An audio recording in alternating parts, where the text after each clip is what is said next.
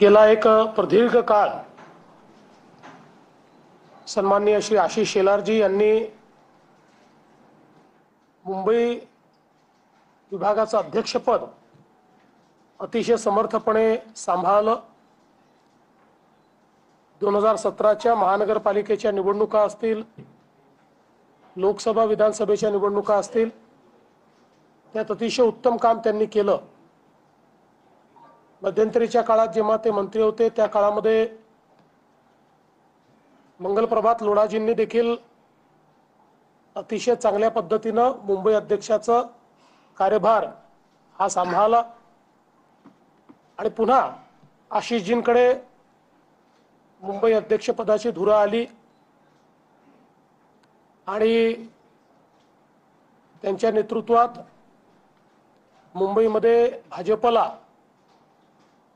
विधानसभेमध्ये अतिशय चांगलं यश मिळालं आणि भारतीय जनता पक्षाने मुंबईतली नंबर 1 ची पार्टी म्हणून पुन्हा एकदा आपलं वर्चस्व सिद्ध केलं। आणि आता नवीन संघटनात्मक रचनांमध्ये आशिषजींकडे आता मंत्रिपदाचा भार आलेला आहे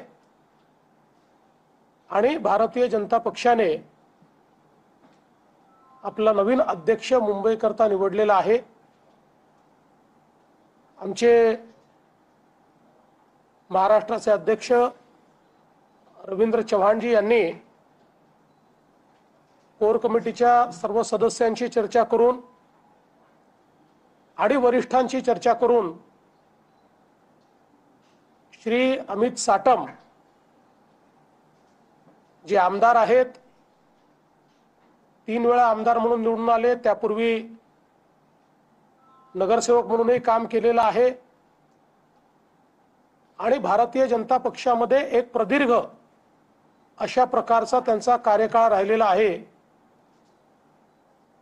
संघटनात्मक अनेक जबाबदाऱ्या यापूर्वी देखील त्यांनी पार पाडलेल्या आहेत आणि विधानसभेमध्ये एक अभ्यासू आणि आक्रमक अशा प्रकारचा आमदार म्हणून त्यांची प्रतिमा आहे।